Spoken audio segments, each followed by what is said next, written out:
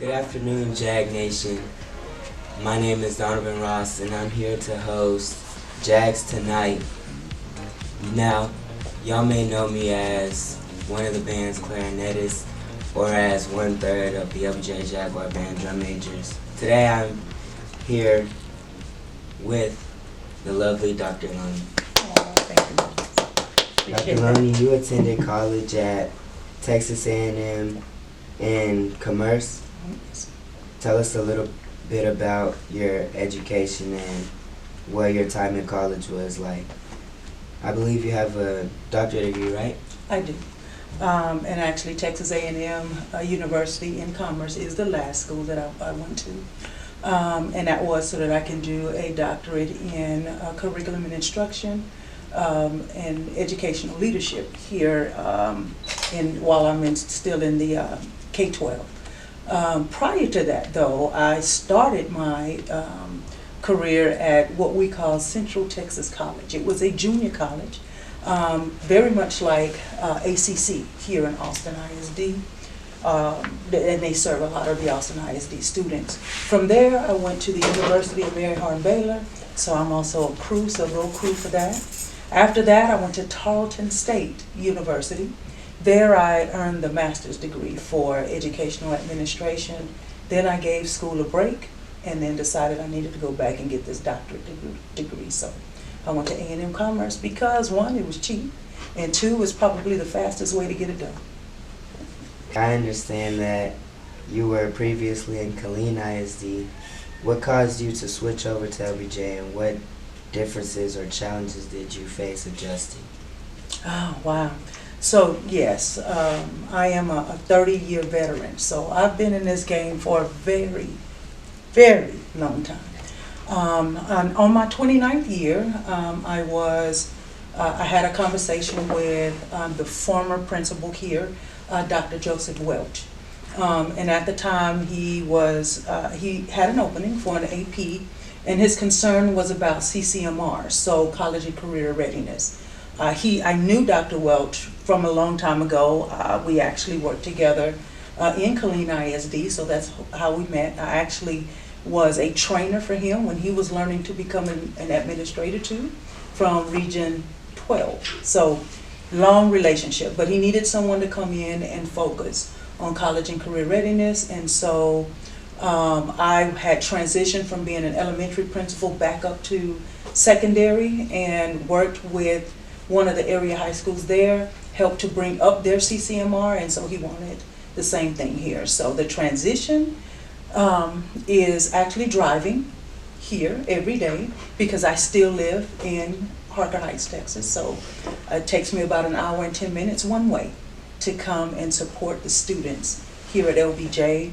The students are the same as they are in Killeen, the same challenges, the same supports that are needed.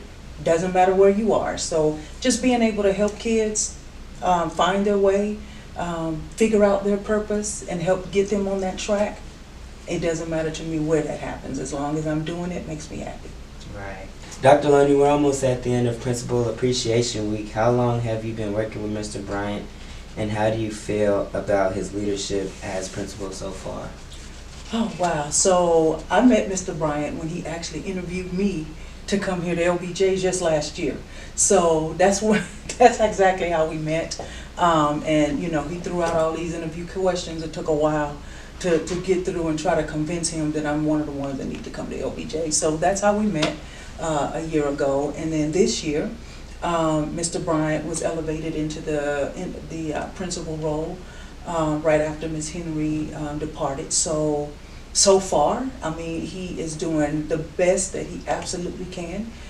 He has the students' best interest at heart. He's always trying to give the students voice and to allow them to own their learning. And so that's the best that you can get, you know, in a principal, is having someone to actually be there for you and really wanting the best for you and not taking no for an answer. And so Mr. Bryant, you know, that's what he's doing.